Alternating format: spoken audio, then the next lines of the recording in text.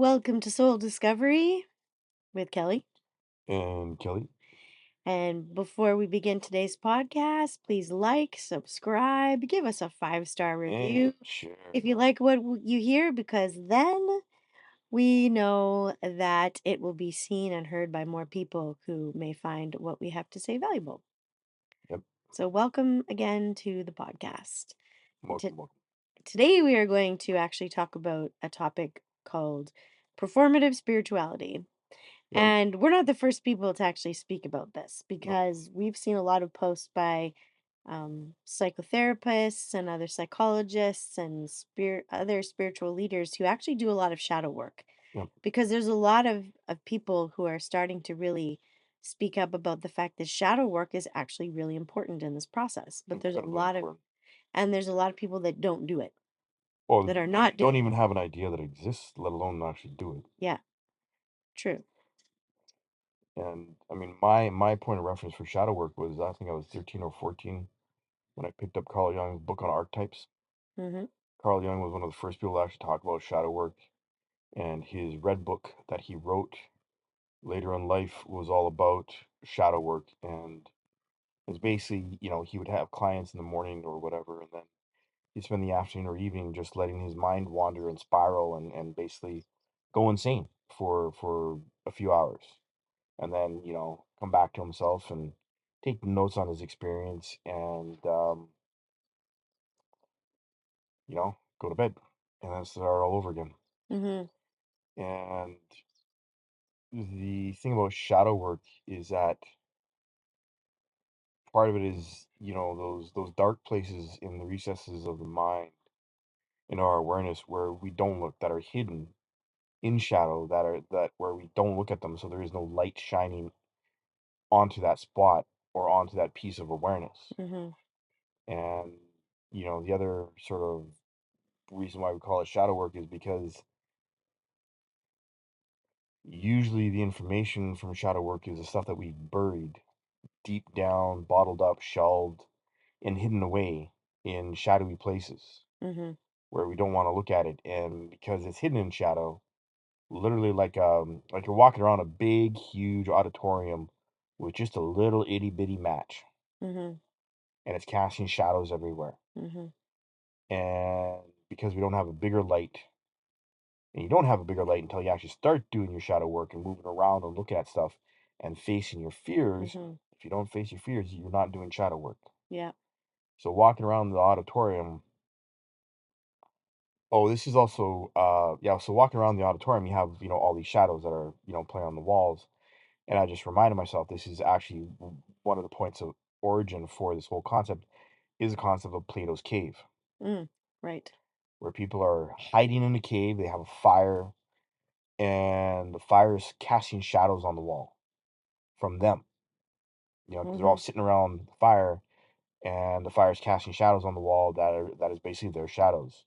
And people are so scared of their shadows, of what they're seeing on the walls, that they just focus on the fire, and they think the fire is everything because they're so scared to look at anything beyond the area that the fire lights up, and they don't want to look at the shadows on the wall. Right, because the shadows lead you to a different place. That's right. Like it actually leads you to a very deep place within yourself if you actually sort of take a look at the shadow, because it leads you to more of your own light. Yep. Because your shadow, when you're born here, and we teach a lot about shadow work in our classes. We teach a lot about the ego and shadow and how they interplay with each other. But shadow in particular, that we call it the collective consciousness, but the collective consciousness is really the collective shadow. So if you actually want to raise the collective consciousness, then the collective has to be, all of the collective needs to look at their shadow. Yep. And there are not as many people doing shadow work, No. and everybody needs to do shadow work of some kind. And how much you do of it depends on what you have agreed to do when you come here. But when you are here, born onto the earth plane, at least at this moment in time, everyone has a shadow. You are separated from your higher self. And we've actually talked about this, but I don't think we've actually talked about it publicly. We're actually going to do a podcast, so we're bringing it up today, aren't we? Yeah. That the ultimate act of self love is fragmenting yourself to come here Yep. and put the pieces back together, That's right. which includes you have to look at your shadow. And we just did a podcast on grief. So feeling all of those emotions very deeply as possible, actually brings you closer to your light. The reason why it brings you closer to your light is when you come here and you are fragmented and separated from source, it takes strength to put yourself back together, to reconnect with source, to face the barriers that you put up that keep you from connecting with source, aligning with your heart and being in your heart space. It takes courage, it takes strength, and it takes a lot of work to do it, which is the whole point. When you give yourself that gift of courage and strength and you put yourself back together, it makes you stronger. It's like reforging a blade. Um, it's like in how, everyone, well, people will be familiar with the Lord of the Rings, but when Isildur's sword is reforged and given to Aragorn in the third book of the Lord of the Rings, The Return of the King, so that he can go and claim the power of the um, betrayers from an age past, the ghost army that then helps win the day and save Gondor. That's literally the whole analogy. Where we come here and it's like the broken sword, where we are broken into pieces. And we have to find the pieces and we have to put them back together, which requires reforging. And that forge is basically our everyday life. Mm-hmm. The choices that we make, whether or not we choose to be triggered, whether or not we allow fear and judgment and anger to govern our actions and our thoughts and our feelings, or whether or not we choose to step back and claim the pieces and see the pieces for what they are and reforge them into a new image. Mm-hmm. And, it's a delicate process, reclaiming ourselves, reclaiming our power, and looking at our shadow and looking at our fragmentation and understanding why, or letting ourselves feel why, letting ourselves see it in the first place Mm-hmm. takes a lot of courage. And it's not easy. Doing shadow work is not easy at all, which is why we have a lot of performative spirituality in the world right now, because people aren't doing the work. They don't get it. They've never gotten it. And so they're putting on a performance and creating an image to convince people that they have, to push people into alignment with their delusion of grandeur. And it's really easy to call yourself, an oracle, or, a sovereign being, or, a light worker, or this, that, and the other thing. Um, I would never ever make those kinds of claims because there's too much shadow work to do. There's too much refinement to do. There's too much reforging Mm-hmm. to do. I mean, if anything, I'd call myself, give me a forge, and I'll call myself blacksmith, because that's more authentic work. Well, I Getting remember. dirty and digging in the dirt of Well, our own I awareness. even remember when somebody called you a Sifu, which is a master of Yeah, the yeah, it's of a martial arts, teacher. right? Yeah, Teacher. yeah, yeah, it's a title. And that's a title, and you've never called yourself that, but other people have called you that. And that's actually the way, that's an old way of doing things, is Hmm. that when you call yourself a master, are you really a master? It's when other people actually revere you as a master and you don't claim the title with ego. Yeah, Right? Because when you claim a title for yourself, it is ego, because there's a lot of, and it's not, I'm not saying like, oh, like people are bad for doing this, because we all no, do it, but we claim ego identities. We claim ourselves as mothers, or as office workers, or as our jobs, or as a role in our firemen, police family. officers, And we identities. take Yeah. on those ego identities as a way of identifying, and it's really a way of exploring ourselves through this physical world, Hmm. because our body is an interface with our spirit, but there's no separation of spirit, but we are taught that it's separate, but it isn't. You come here in this body to experience life here and to Yep. feel the emotions, because nowhere else in the universe that's known right now do we do this the way we do it here. Oh no. And Yeah. this is why people come here. Yeah. Like, I think there was a video too you were watching or sent me today. Somebody was asking another channel, another medium about I feel stuck here on this planet. Oh yeah. I feel stuck here. And And the channel said, "Just a minute. All my guides are laughing. I need You gotta wait laugh for the the laughter to laughter calm to die down, down die down on the other side. It's just like, what? first."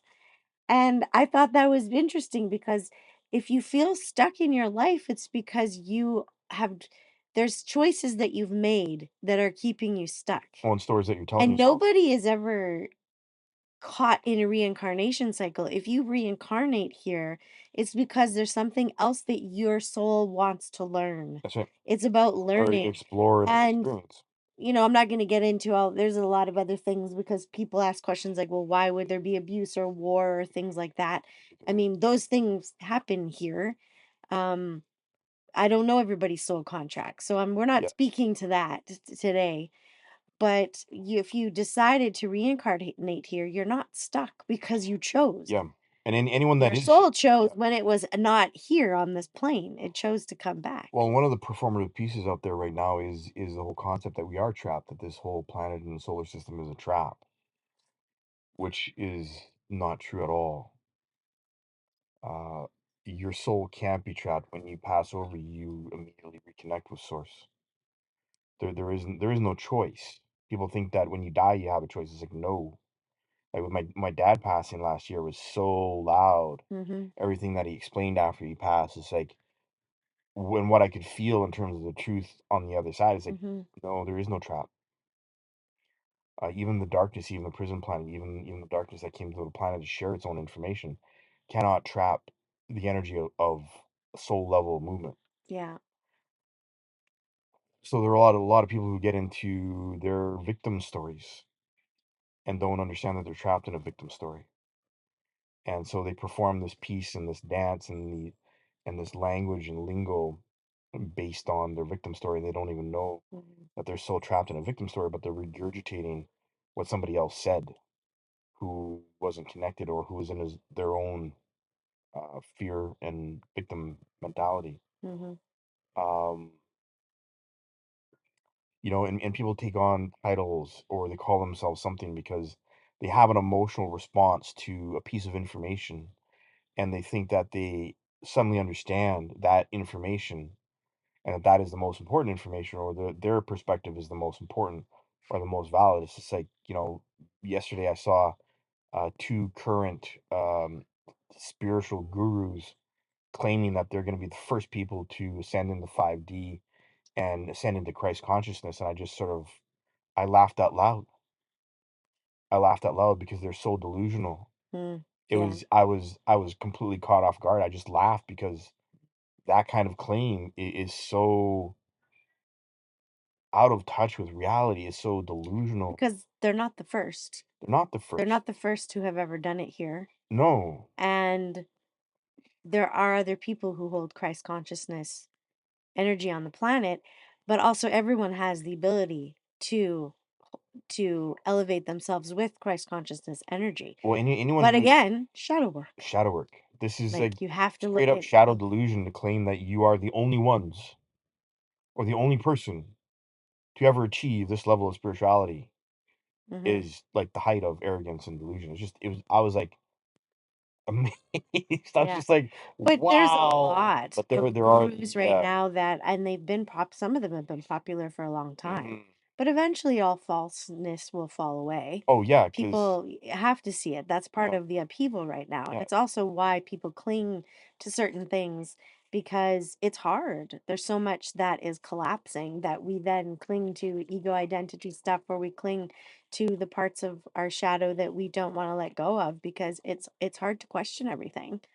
It's hard to look at everything, but everything in the outer world is actually a reflection of what is happening in our inner world, Mhm. and not enough people are in touch with their inner world. And it's the emotional attachment to the external world, how we respond emotionally, how we still let ourselves be triggered emotionally by the external world that will tell us and keep us in check and also Mhm. keep us aware of whether or not we have moved through something or not. Mhm. And if we get triggered by something in the external world, or if our feelings get hurt and we don't know how to communicate about it, then you're stuck and you're not doing your work.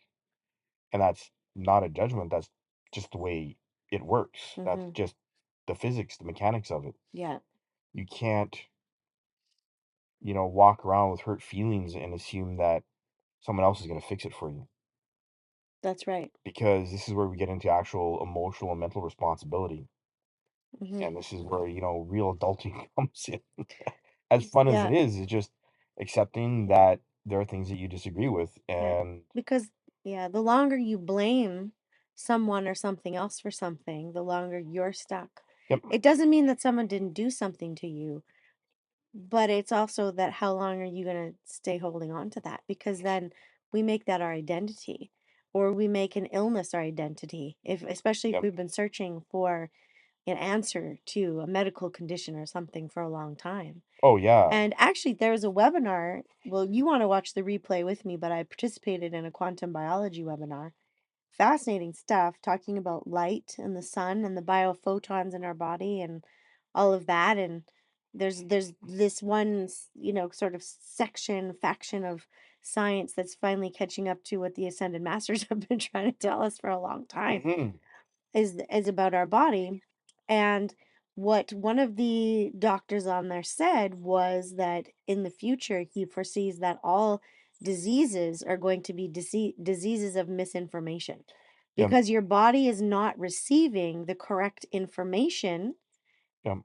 Then therefore it can't function optimally. And actually in our workshop we did on energy mastery, we talked about that, which is why Yep. it made me so excited Right? to hear someone An else actual, like, talking about it. doctor talking about, Yes, yeah, quantum because biology is amazing. it's if you learn how to listen to your body and master your own energy, you understand when you need medical help, Yep. and you start to understand when it's energy that needs to move. Like when we were Yes. talking about the grief attacks, Yes. the first time I thought that, I was like, am I having a heart attack? Like, what the heck? And then I was like, nope, this is just a lot of emotional energy that's all coming out at once. But that's again what a panic attack is, too. Yep. It's a lot of emotional Yep. energy and fear energy trying to move out of you all at once. And I mean, I had those when I was in my, 20s, and um, when lived in a lot of fear, and there was times where, I wasn't feeling well before I went on this journey. So this is also when we talk about embodiment, because our goal is about active embodiment. Because people talk about raising vibration or frequency, Hmm. it's actually a physical experience. Yep. And people have actually said to me, oh, what does it feel like when you get a download? Is it like being electrically charged? I'm like, no, actually, Yeah. you can get a headache because You the can hurt. information's coming in. It can hurt. You might have trouble digesting. Yeah. So you You might can, or feel, you can throw up. you could, yeah, you Like, that's might, one of the things my system yeah, does. you might even feel nauseous, Yeah, well, because you you're throw up. literally Yeah. literally digesting, and Mm-hmm. the reason why it's so important to have, like, a discipline of physical conditioning Mm-hmm. is because it's important to basically, for lack of a better way of describing it, force your body to move, because your body needs to be strong. It needs to have a regular connection to moving blood, moving lymph, and being in movement, because when the energy of a download comes in, Mm-hmm. you need to have a strong body and a strong nervous system and a strong mental space to be able to integrate it. Mm-hmm. And Because it's a physical experience. yeah. To embody frequencies is a physical experience Mhm. because you have a physical body. So when people say, "Oh, we're gonna like move out of here," it's like, no, that's not how it works. Or Because you actually bring in the energy, and we actually bring in very little right now of our higher self energy, mhm, because a lot of people are blocked off from our higher selves. yep. But when you actually open up to that, I know there was 4 times where, one time because I lucid dream. So I actually met with some of my guides and they were trying to show me. And I was like, whoa, what? And I woke up and I looked at you and I said, that didn't make me feel good. And you're like, what? And I explained it to you and you're like, oh, Yeah, okay. yeah, yeah. And then when I understood what was happening, I was like, Mhm, no, because they're trying to show me more mhm, of myself. mhm. And I think it took about 4 times. And there was one time where I can remember I felt nauseous because it's kind of like turning a pillowcase inside out. because you're accepting more of who your light, you're Yep. accepting more of who you are, and you have to let go of who you're not. And the switch kind of makes your body go, ugh. Well, the reason why people get nauseous, and the reason Yeah. why I know I get nauseous, and I know Mhm. if you what happens when you actually bring in more of your light, more divine information, codes, whatever you want to call it, you have to literally digest them physically. And Yes. when you bring in a higher vibration, it will make you nauseous because that higher vibration is kicking out the lower vibration that is currently resident in Yeah. your solar plexus, in your stomach It's like squeezing something out of a tube and having something squeeze into the tube at at the the same same time. time. Yeah. Yeah. But people will get nauseous because they're literally digesting the toxic old space in order to purge it from their system. Mm-hmm.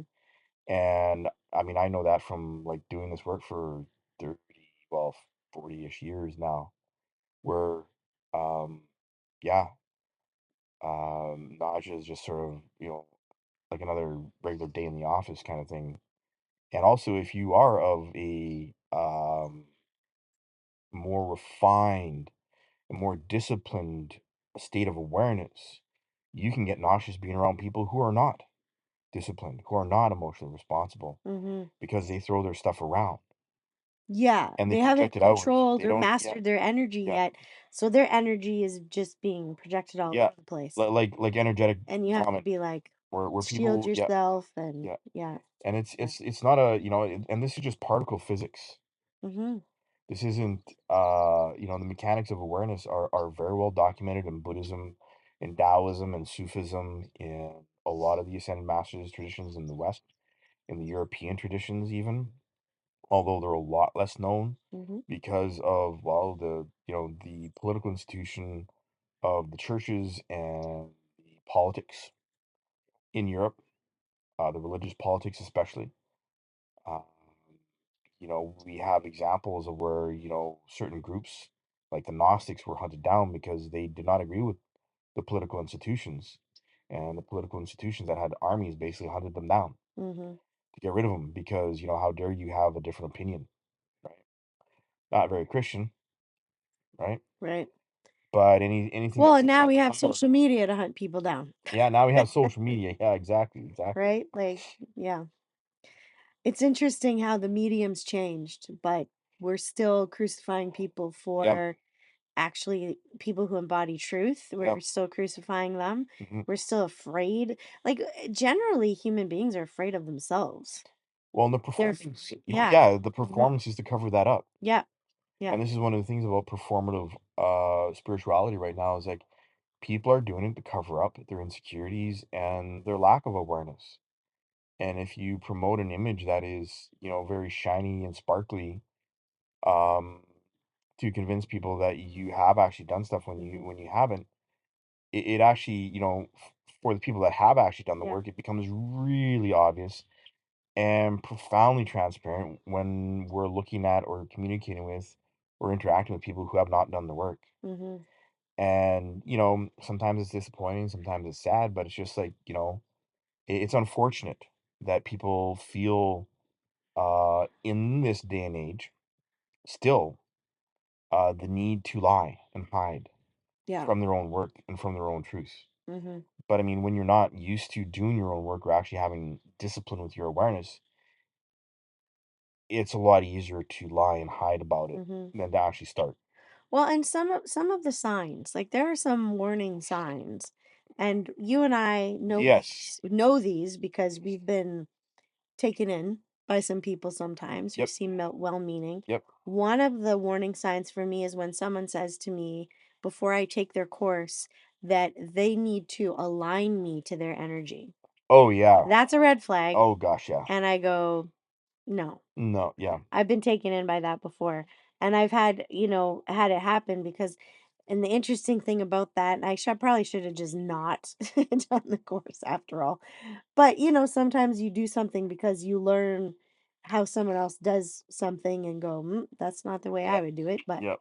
um, upon doing this alignment, they were like, they had nothing really to say to me because I'd already been doing my work. I'd had an energy session with someone else that I trusted, and I was ahead of them, actually. Yeah, you were. Energetically, I was ahead of I them, remember that. and they They had didn't no they had no idea idea. where, like, about, so you can't, and that's the thing when people say, "Oh, I'm gonna align you to my energy." No, like when we teach a workshop, people are drawn to us because of the material, Yep, also the energy, and we bring in yep, energy to share with yep. people. And that also depends on the group and who's coming in. Yeah. So, And anyone who says that they need to align you to their energy is got no clue, no. because that's a control mechanism. That's a fear defense mechanism. It's to make you feel, and they truly believe, I think, that that's what they're doing. Yeah. But it's to make other people feel like, "Oh, they're special because I don't have this ability. I need to be aligned with them in order to work with them." No, you don't. No. I have all kinds of clients that come to work with me. You don't have to be aligned with me. I've been doing shadow work for like 25 plus years. I just know stuff. I have You tools to help yeah. you. Well, and And I have tools to help you with your process. I don't force you to follow mine. that's right. That's a huge Well, difference. exactly, exactly. Um, So that's red flag number yeah, 1 is when someone says, "I need to align you with my energy." Be careful of that one. yeah, Yeah. yeah. I got conned by someone who Self-proclaimed conned me guruism, with but that one. Yes, yeah. yeah. Yeah. It was years ago. Um, Yeah. you know, the revelations about recognizing performative experiences or performative spirituality. Mhm. Um, it's people will inundate you with a ton of information Yeah. and claim that they're the authority, that they're the only one that understands it. Um, I've encountered a lot of people like that. In the martial arts world, yeah, you kind of have a hierarchy, but if you once you like anything else, like in the martial arts, and this is a direct comparison, like in the martial arts, once you've done martial arts for long enough, you trained and learned how your body moves for decades. You can look at someone and you know where their mind is at in their movement. Yeah. And it's the same thing with How doing your grounded work, they how are. grounded they are, whether or not their mind is actually connected to their body when they move. Because there's a hollowness. It's like, in the martial arts world, there's a term called an empty form, which is where you're just doing a performance, but your form is empty. Your mind isn't in it. Your isn't in it. Your attention, your focus is not actually in it. Mhm. You're just coasting or surfing on the surface. And sure, movements can look great. And I've seen this in karate. I've seen this in jujitsu. I've seen this in tai chi, bagua, xingyi, even in HEMA, the Historical European um, Martial Arts Association, where they recreate Mhm. medieval and European style combat with swords and stuff like that. Um, it's just one of those things when you've done your shadow work enough, you can sense the performance a mile away. Mhm. Same thing with the martial arts. Well, it's like, Tai Chi is actually a fighting art, Yep. but hasn't not been taught that way in the West. Nope. So if you've learned it, but you haven't learned how to use it for combat, two different things. Completely You different could things. use it for health and longevity, but if you haven't learned to use it for combat, like I mean, I've seen in lots of martial arts forums too, where people are like, "Oh, Tai Chi doesn't work," and a blah blah blah. I'm like, well, because you didn't train it that And way. you weren't taught it that And way. you weren't taught it that way, so of course you can't So use yeah, it for yeah, fighting because so it's like anything you can learn. I mean, I learn the forms and I do the forms for um exercise, but I haven't trained with you in a while to do the the applications. applications, and the Well, when I applications are always interesting. well, Yeah, remember, like, when I first was teaching you yeah, the 42 foot gym set, fit, yeah, mhm, first couple times we're at yeah, the gym, and you started being able to put me on the ground. yeah, And you're like, "Oh my god." It's like, "Wait, did you yeah. was that fit? Did Did you you fake fake it? that?" I'm Yeah, like, "No." but And you it's can learn. You physics. It's can learn. just It's just physics. Yeah. physics. Yeah, Yeah, yeah. the first time I got thrown across a Mhm, room just doing basic application, or learning the basic applications of even the yang style, and like getting mhm, thrown yeah. like 10, 12 feet across the floor. I was like, my brain melted because it's like, how is that possible? Mm-hmm. At first I thought it was my instructor because he was like Yeah. 6'2" and like just muscle. And I didn't feel how it happened. I didn't understand how it happened. Like there was no force. Mm-hmm. So the subtlety of physics, the mechanics of physics in the martial arts, and learn how to feel and listen to where someone else's structure Mm-hmm. is. Mm-hmm. It's the same thing in spiritual work and Yes. shadow work. It's Yeah. the same exact thing, Well, and my question's always been because this is you just said something about something being possible. And I'm always like, I want to know what's possible. right? Like that's why I want to master my energy. I want to master my because I want to know what's possible for me. I mean, sure, I'd love to use it and help other people, and that's why I do what I do is because I learn something, I apply it to myself first. I'm my own guinea pig, and then I'm like, "Oh, maybe this could help other people. Maybe it Right, resonates with other right, people." Because I want to know what's possible. right. Exactly.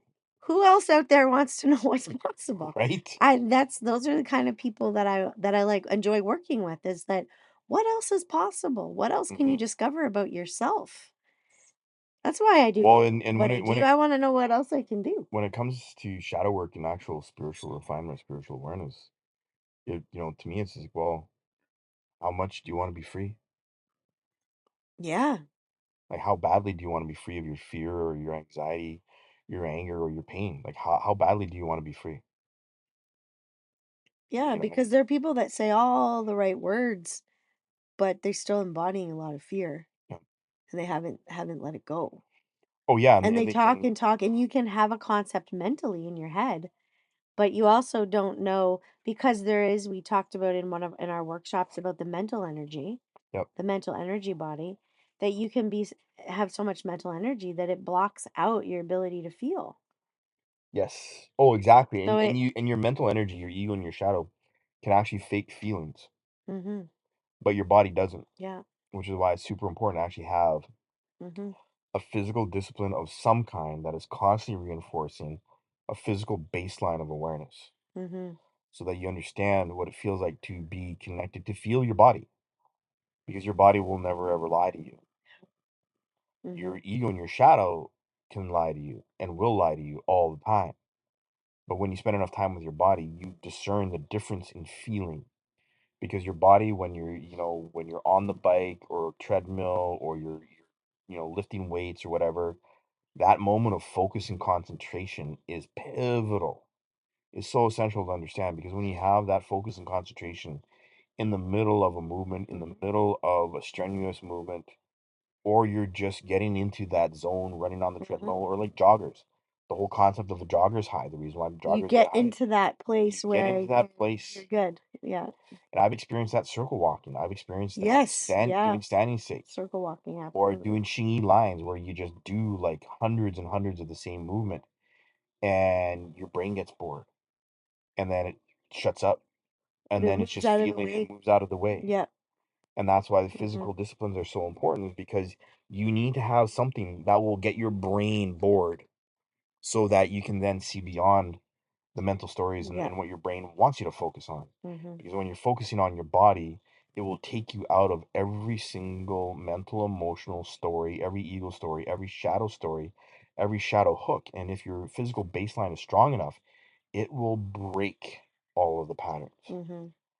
And that's how you actually embody your truth, is by breaking the patterns with your physical body and your physical connection to your body. Mhm. It's the physical connection to your body when you're there, when you're in that zone. Like anyone who's a marathon runner or who's a jogger, or like the most common example that is out there in public awareness is joggers high.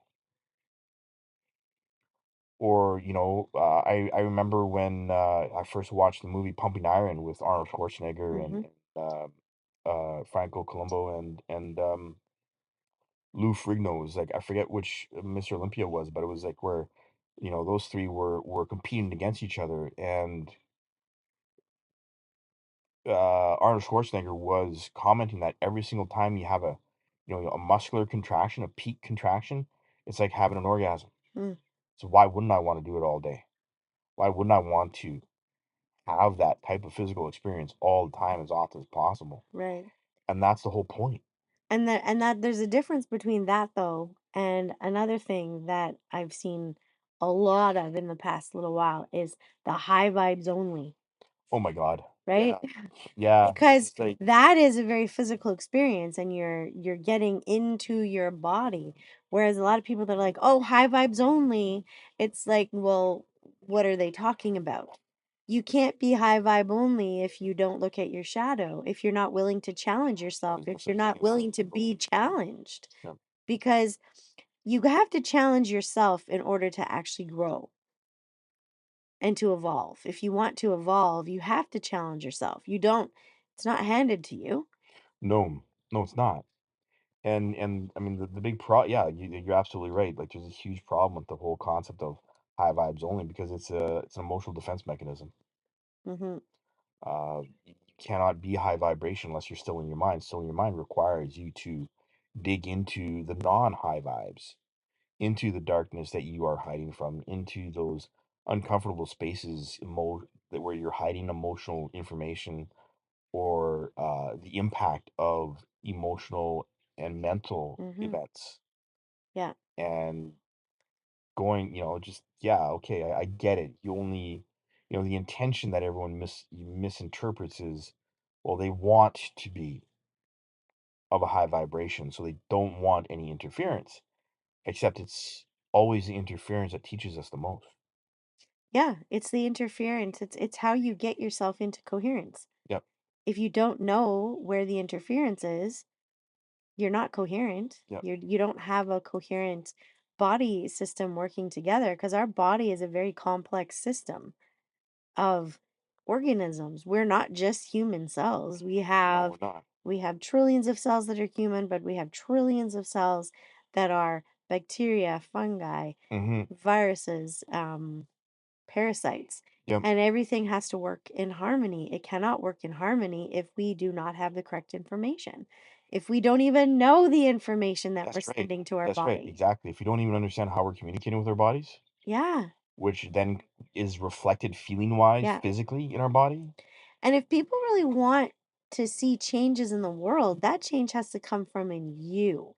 Yep. It's not, we're not going to have, okay, there's people that, talk a lot about first contact and things like that, but there's Mhm. people that have first contact is kind of, we've already had contact on this planet. Well, That's there's not yeah, new. that's not new. Maybe more people are going to start seeing it. That's fine, but that's not first contact, first of all. But those people aren't coming here to rescue us either, because anybody that's channeling any beings like Barbara Marciniak, who talks about the Pleiadians, Daryl Anka, who This channels Bashar, like this is his Sunday, group. yeah. Everybody says every person has to do your own work. Yep, You can't meet these other yep. beings if you don't raise yourself up to them. They're not coming down to you. No, That's they're not not. how this works. No, it's not. Yep, You have to raise yourself up to meet them. And so, how are you going to do that? That means you have to change your inner world. If you yep. want the outer world to change, you have to change your inner world and you have to look inside. And it's not really a scary place. It's actually quite fascinating.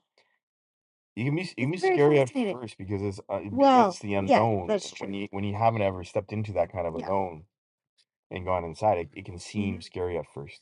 Well, I mean, yeah, one of the people that I was working with, I was doing a session with them and we were releasing we were releasing some anxiety. And we connected with an inner part of themselves that they hadn't connected with in a while. And then during the session, they actually asked, because during hypnotherapy, you're very conscious Hmm. of what's going on and Oh you yeah, can ask to be taken out. yep. And that's what happened was this person had a lot of anxiety, a lot of fear being released. They asked to come out, so I brought them out of it. And then they had a huge emotional release. And it was amazing, and they hugged me and they thanked me for it, and it was truly beautiful, and it was a lot.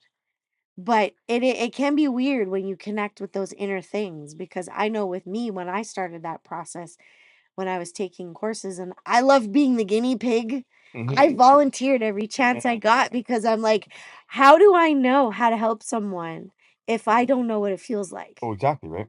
So Yep. I was always volunteering. I wanted to know. I wanted to know like how does this process work? How does it feel? And there were some things that I uncovered about myself that were like, wow, I didn't know I had that stuck in my body. And I do body work, Right. somatic work. Yep. I read all the books on that and I help other people with it. And so that's why I love some of those techniques is because wow, it really gets into the nooks and crannies Mhm. that Mhm. Mhm. you don't even know that you need to Right. clear out. That's right. It's amazing. That's right. And that's the thing. I would love more people to get excited about it because the temporary fear or sadness that you feel, the key word is temporary. It's temporary. It's temporary. It can feel like the dark night of the soul can feel very Well, bad and no, you're overwhelming. grieving and overwhelming the You get first so time you have it first few times, yeah.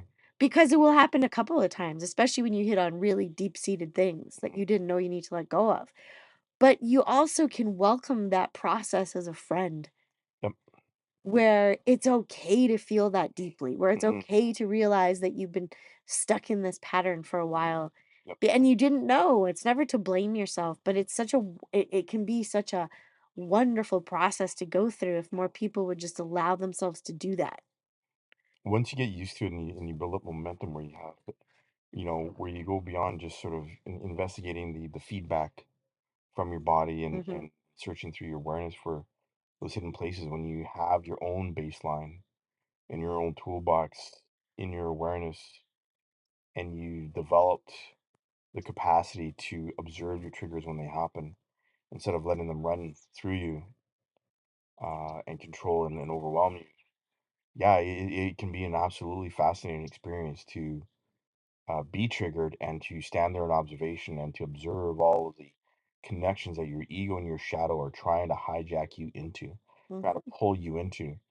Because those moments are exceptionally educational and telling of the broken recordness of your ego and shadow, where they try the same feelings, the same way, with the same stories, over and over and over again on repeat, to convince you that that reality of pain and hurt is more real than the reality of Hmm. observation, the reality of forgiveness, the reality of acceptance, and Yeah. the reality of moving beyond being stuck. Because your ego and your shadow want you to just stay stuck, and they don't want you to be free. They don't want you to understand that you don't have to be overwhelmed. That being overwhelmed is just a story. Yeah. But it takes practice getting there.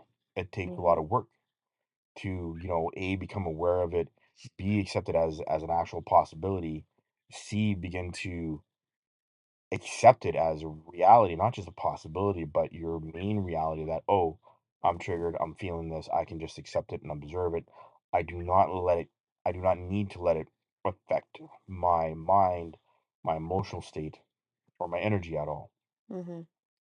And that's where you begin to still the mind and begin to still your awareness so that you can normally and healthily step into your power and your divine light, if you Yeah. will.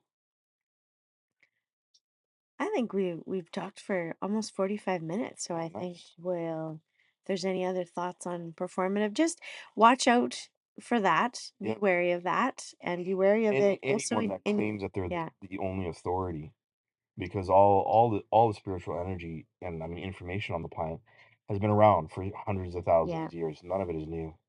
Hmm. So no one can actually claim be an authority. Yeah. It's just, honestly, people who are accepting and supportive and loving and kind, and who make that their primary space of reality, are usually more solid and have usually done more shadow work Hmm. to maintain that and to be strong in that space.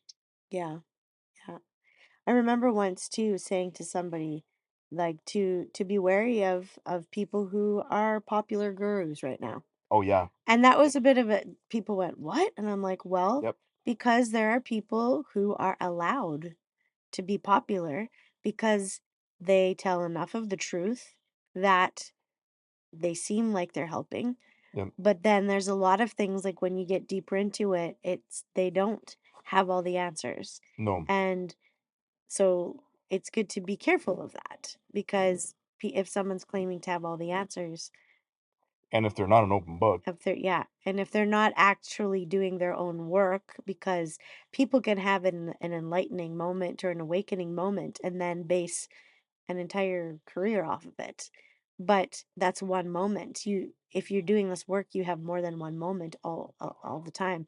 Your absolutely. awakening doesn't just happen once and then you're No, done. no, no. The initial awakening, and I've experienced this in Buddhist communities, Zen Buddhist communities especially.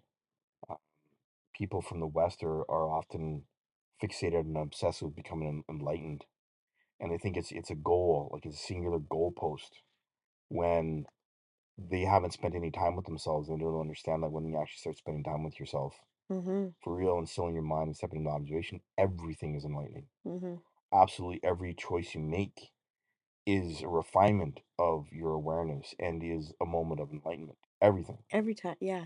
every breath, absolutely everything. Well, and that's something that we teach in our workshops too, is that Yep, everything you do here on the earth plane is a spiritual experience. Everything you choose to do, everything you choose to experience, and it's spiritual in nature. yep, It doesn't have to be just when you're reading a book or when you're journaling or doing a ritual.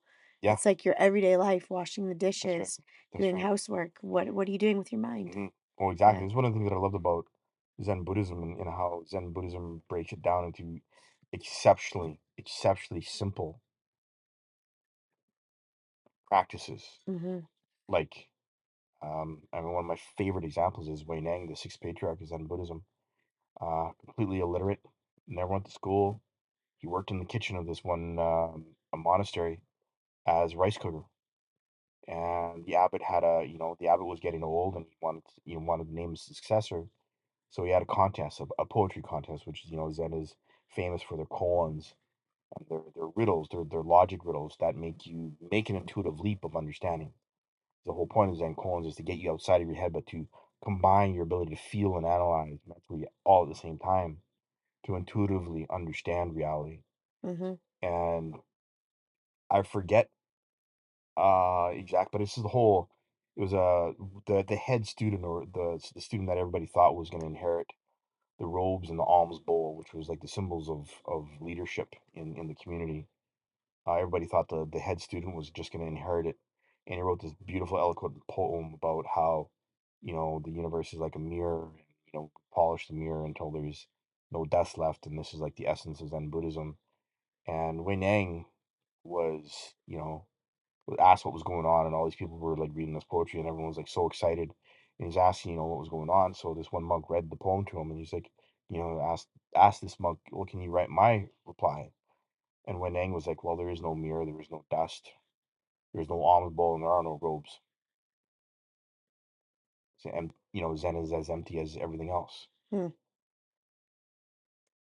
You know, and the abbot was knew immediately who had written it, and because Wei Nang had not been a part of the hierarchy of the monastery, he had not been inducted as a formal monk, he had no attachment to the whole process of being a monk.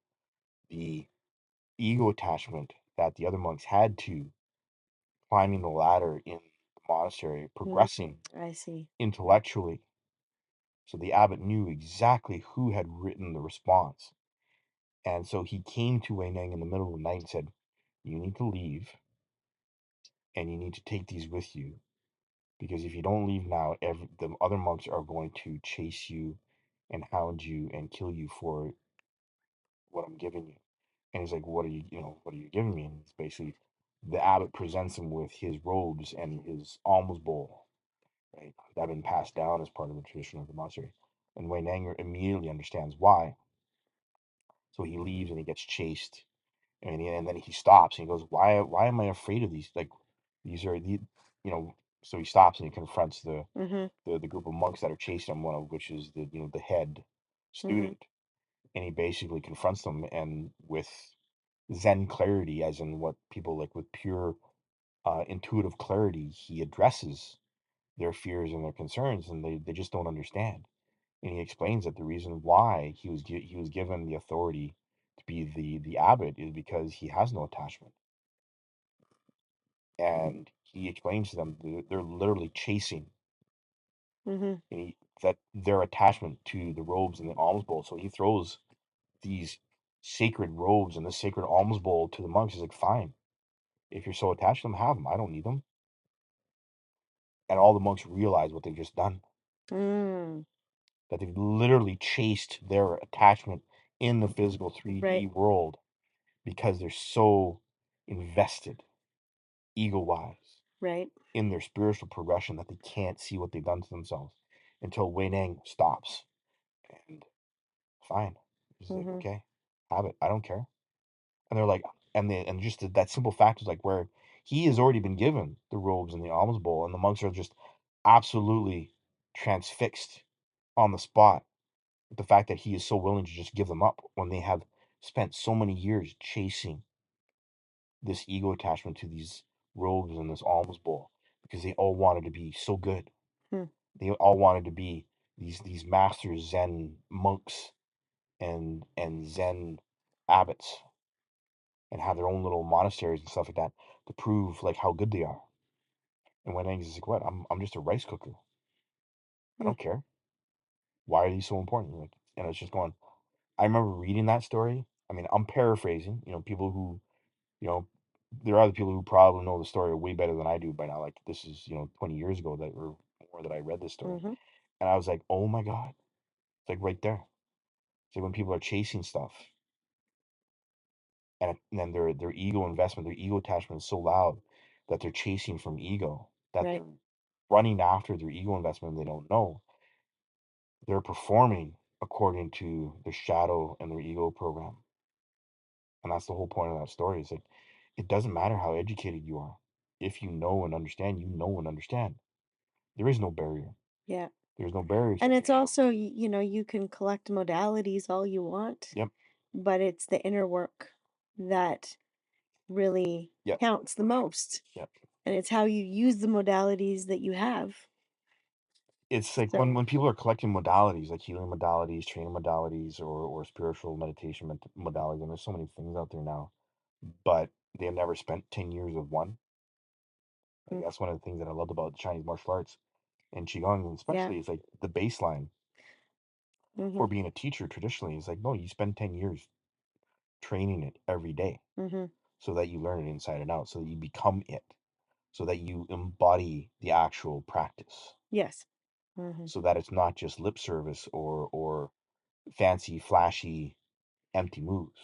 Mm-hmm. You train it over and over and over again until your mind gets bored and you can actually get into your body and you can actually divest yourself of the ego attachment and actually embody something purely with clarity. Yeah. Well, and that's the difference between someone who's a master for 3 years and a master for 10 or 20 20 or or 30. 50, Yeah. right? If you're actually actively mastering something. And that's why we teach those courses on energy mastery Yeah. and we practice that stuff every day. It's not like we just give Oh lip yeah. service. We No. actually practice it every day. There's And we're no trying there's to give the basics for people to yeah. be able to do that. And people are so used to, So, like, there's a reason why we call people weekend warriors. They do mhm, they do stuff on the weekend and that gets them through the week, but they don't carry things past the weekend. right. And that's the thing. It's like you And when can't. you can take what you learn and put it into everything you do, every moment that you have, Yeah. that's that's the real magic right there. Yeah. So thank you for listening, everyone. We've actually talked for almost an hour. Mm. Thanks for sticking it out and hearing the rest. Thank you, everyone. Yeah. We have a workshop coming up on May the 10th. We're doing an introduction to the Rays of Creation.